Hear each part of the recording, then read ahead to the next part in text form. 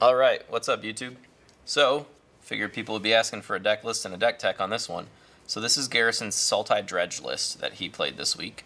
What was your record this week? 3-1. Okay, that's pretty solid. I only lost to mono red burn, and I actually went 1-2 in that match. Oh, okay. So it wasn't too bad against the burn. It just wasn't quite there. Yeah. All right, so we're gonna read the list real quick and then let Garrison talk about it. So I guess we'll go over the land base. It's Sultai colors. So we've got your typical mana base. You got 4 check lands, Drowned Catacombs, 4 water graves, 4 breeding pools, only 3 hinterland harbors, and then 4 overgrown tombs and 3 woodland cemeteries. And then there's 2 basics, a swamp and an island. I assume that you just wanted some basics, so you didn't go. Actually, it's not my list. I know. You didn't make it yourself. Nope. Turns out you that net decked. I don't tend to make too many. I was actually playing with a Golgari Dredge list, and was gonna bring that, and then saw this.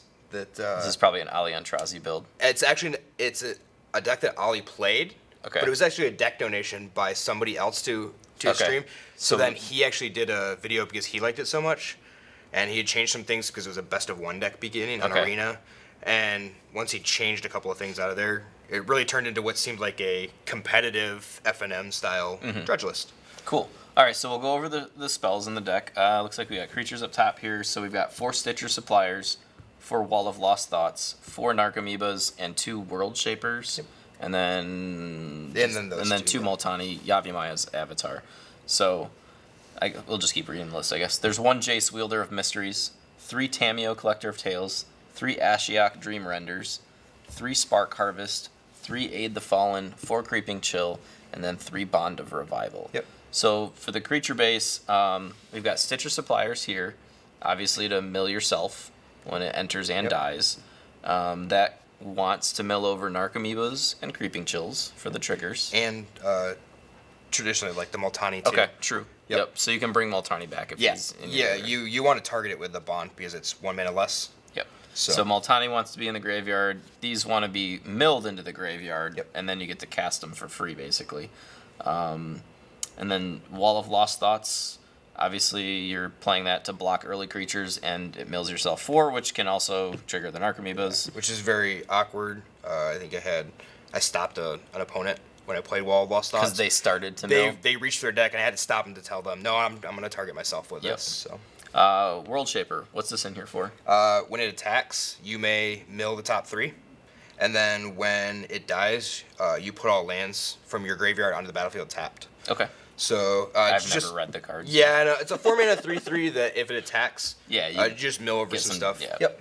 Obviously, Multani's going to be large, and he's got reach and trample. Most people forget that he has reach.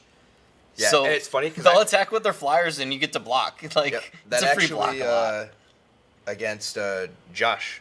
Okay. I couldn't beat the Arglite Phoenix. Yep. And I was digging, and I was able to just reanimate the Multani, and it actually stopped him because he could no longer attack me with the Arglite, and he just conceded. So. Yep. And then it's also worth noting, a lot of people also forget that you can pay 2 and return 2 lands to bring them into your hand from your graveyard. So that's very relevant in this.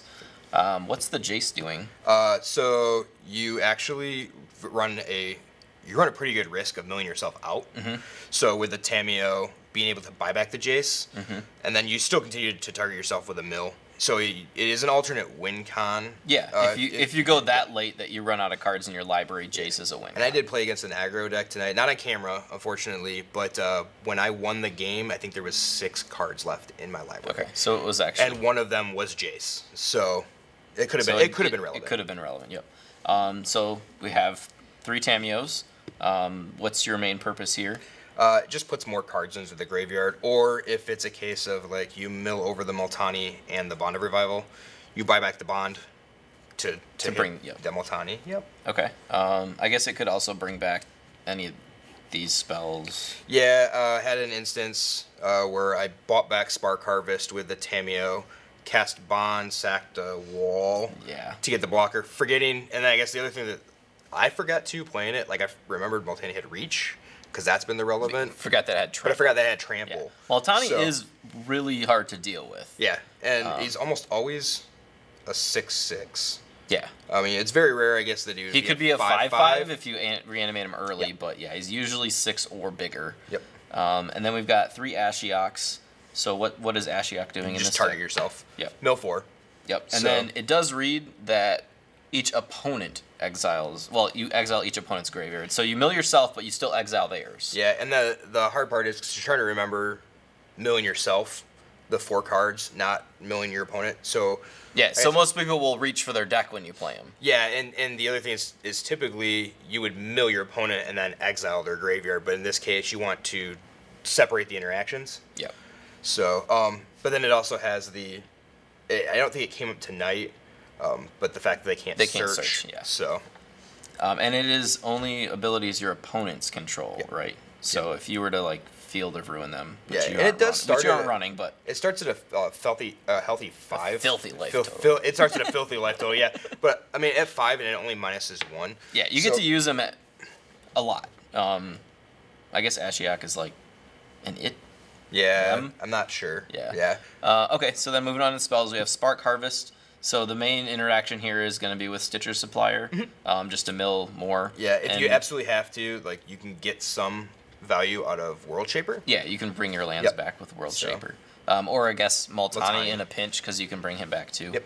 And then Aid the Fallen, get to return a creature and or Planeswalker. Yep. Yeah, and it's just that. I mean, the versatility. I think one round I milled over like a Stitcher Supply or something, and they countered my Ashiok. So I just Aid the Fallen. Grab both of them. Yeah, and I actually, it was a World Shaper. So I grabbed the 2 of these. Now they have 2 threats that they were looking at. It can very often be a 2-for-1 in your own favor. So 4 Creeping Chills. So in a pinch you can cast them, but you don't want to. You want to mill it over, and then it is a triggered ability that goes on the stack for the interaction to work. So you'll mill all 4 cards over, and then the Creeping Chill takes effect. But the thing to know, it was relevant and against it gets exiled. But also it doesn't target. Mm-hmm. It's each opponent loses 3 life. So if there's some interaction to the effect that they like flash on a Shalai, you're still going to get the 3-point swing, 6-point swing, whatever you want to call it. Hexproof won't stop it. Yep. So and then 3 Bond of Revival. I guess this came up a few times tonight, was that people don't realize it gives the creature haste. Mm-hmm. So it gives the creature haste, guys, if you didn't know that. Yeah, and this is more or less the main win condition of the deck. It just happens to have some other synergies that work really well. Make a really big Multani and attack. I think I had a 1919 Multani at one point. Off camera. No. That was on camera? I believe that was on camera the last round.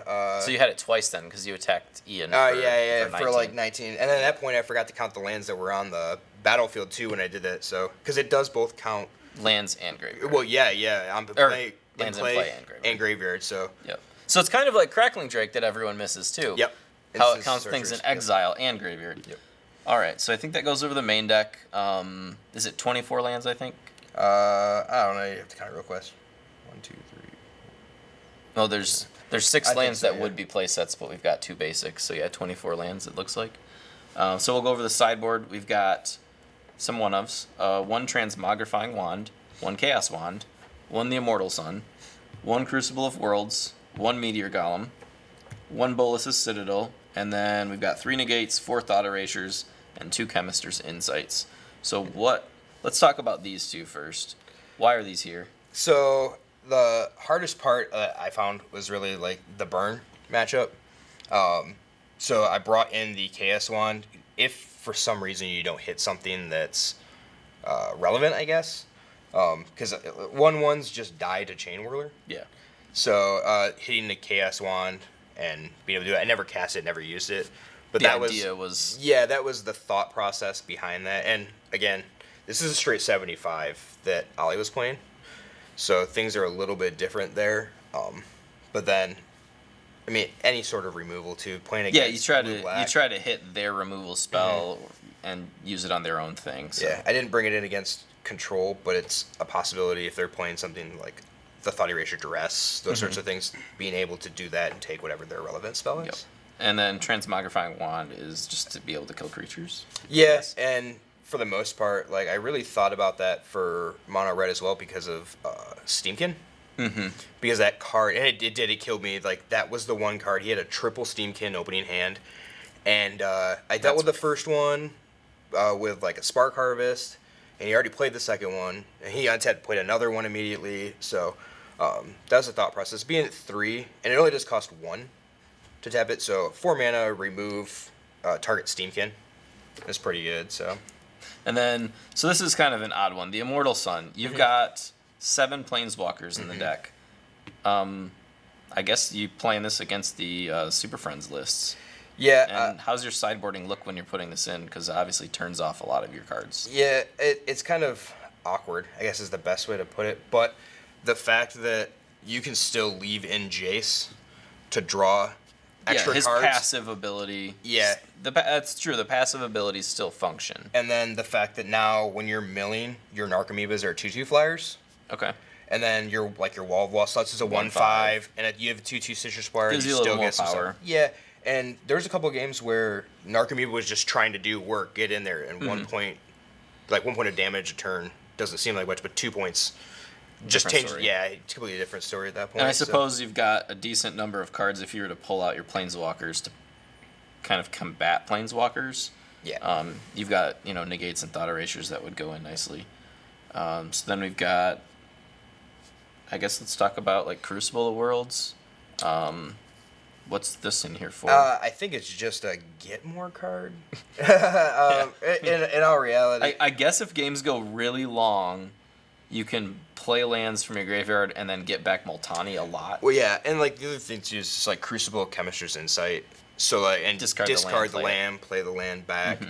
You don't have to buy back. I had a couple points in time where I was sitting light on lands, and so if I hit 4, like my play was literally Tameo minus to land. grab a land, and I didn't want to do that. So Crucible helps you. Would have been good there. Yeah. Bolus's Citadel. Great because of the simple fact that you got 1, 2, a ton of 1 A lot and 2. of 1 and 2 drops. Yep. So and it's a thing like Creeping Chills. You pay 4 to gain 3. It costs life. 1 life to use But for they 3 lose damage. 3, and it's very relevant when you start chaining Creeping Chills. So Meteor Golem, kind of just an answer all. yeah, so not really a way to cheapen it, except for Bond of Revival. Yeah. So if you were bringing the Golem in, you could bond it. It dies. You could bond it again. Yeah, there's no Ugin here. So no. So It's sad. 2 Chemist's Insights. I assume that's against Control-ish. I would mid-range-ish. assume it's very play it. yeah, it was very hard to the one control player that I played against. I knew what he was already playing, so I knew what I needed to bring in, and so it was like the negates and the Immortal Sun because he was playing Bolus. So it was just a matter of having the negate to counter the Bolus when he slammed it because the way that person plays, playing to his play style. Yeah. Like I figured that was going to be the case instead of needing like to go late game. I knew I needed to kill him quicker. Okay, so round 1, what'd you play against? Round 1 was Phoenix. Okay, how'd you Is it sideboard Phoenix? there? I didn't. Oh, okay. I won game 1 on the play, I believe. Sorry, Josh. And then and he got that, but I didn't even need to sideboard. well, and the hard part was I had a really hard time figuring out what to sideboard, because if Transmogrifying Wand said exile, yeah. then that would have been I almost brought Give him back an in. Ox, let him get back to Phoenix. Yeah, and that was Yeah. kind of the bad thing. I did contemplate Thought Erasures and Negates in that matchup, just if you could stop their chain at the beginning. Problem is a lot of their spells are like Shock, Lightning Strike, which Yep. you don't really care about here. Nope, and that's how I figured. Yeah, and then I actually take out a lot of discard stuff against them. Like in my Esper deck, I take out Bell Haunts because they'll just discard a Phoenix. That feels bad. So what'd you play in round 2? Round 2. Or play against in round 2, I should say. Who did I play in round 2? Mono red. How'd you Mono red sideboard burn. there. Yeah, I think it was these 2 cards. To be honest, like it's very hard. I showed the camera, so I'd have to go back and see. I actually like putting in negates against the mono red deck, depending on their build. Yeah, and that was Because I hate Experimental Frenzy and I hate the Chandra. oh yeah. It answers both of those. Yep, and that's like relevant. negating a light up the stage, it feels bad because they'll usually spend 1 mana on it, Yep. but I like doing that because it's 2 cards. The problem I had against mono red was the fact that you're almost like you you're almost have no removal. yeah, and you're so you trim your planeswalkers is what you almost have to do, and then that makes your deck function more slower. clunky. Yeah, and then at that point, you're almost feeling like the main 60 is better than what you had sideboarded into, and you can't cut any creatures. Right. You just can't do that. So Yeah. I think then- I'd trip like an Aid the Fallen. Yeah. And then in round, I guess like Aid the Fallen, Ashiok doesn't feel great against the mono red deck, unless they're running Risk Factor, which even then it's kind of debatable. Yeah. So anyways, moving on. Yep. Round 3, what'd you play against? Gruul. I had like a Gruul monsters list. Okay. What'd you sideboard in and out there? Yeah. Oh no, 4 Thought Erasures. Okay. I put in the 4 Thought Erasures just because. You wanted to make them discard their Null Hide Ferox. No. I have done that on camera though. Heck, you gotta read the cards, Oops. guys. Yep. Felt really bad because he immediately slammed it into play. No, he's playing the Skargan Hellkite Okay. and playing Skargan Hellkite, Domri, the 2/3 Thorn Lieutenant. Third. Okay. Yep. And then Rekindling Phoenix, and the Phoenix is so hard. I have nothing to deal with it. Mm-hmm. So it was just basically to get rid of their threats and try to stave off the board. Like I can block the 2/3s and the 3/3s all day. So. And then round 4. Round 4, I played against Control. Grixis, right? Yeah, Grixis. Game 1, he didn't get off of 3. Off of 3 lands, I think, or maybe 4. He just really didn't cast anything. And then you put in Negates and Immortal Sun. Yeah, and it was really hard. I think I sideboarded wrong after playing game 2, but I ended up winning game 2, so it didn't matter. Yep. So I think if I were to recommend a change, I think Murder Dog could come in somewhere. yeah, I looked at that. That's Ravenous Chupacabra. Yeah. I like to call it Murder Dog. The thing that, like, when I was putting this together was the fact that there's not a lot of removal. Right. You just have the 3 Spark Harvests. Yeah. So it does give you a 2/2 body. I could see playing it 1 or 2 in the Well, and you got sideboard, I would Reanimate. think. You can get it Yep. back with Tameo. Yep. It is a clock, especially like a dog and a Narcomoeba. That's 3 a turn. That's not actually irrelevant. Yeah, and you're removing. So- You're probably removing a blocker, I guess, when you cast it. Right. Is the hope Yeah. at least. So I think I'd probably try to squeeze 2 of them in the sideboard, maybe. Probably not the main deck. yeah, I think there's some things that in the sideboard could probably Yeah. come out. Like you could trim the Thought Erasure. Do you have any changes in mind that you're already thinking main- about to the main to deck? the main deck? No. The one thing that I thought about. He said no, trying, guys, and now he's talking about what he's doing. Yeah. I mean, there's nothing I have like that I would want to change from this configuration, but the one thing considered was Guy's Blessing, Okay. just because of the fact that Reshuffle some things in, you can yep. draw a card. So the fact that you are blocking with Narcomoebas Yeah. all day long, and if you cast the Creeping Chill, Yeah, if you hard cast it, it doesn't exile. right? So putting it back in and Yeah. getting an additional trigger off the Creeping Chill. Mhm. So, but that's about it. I just really wanted to play.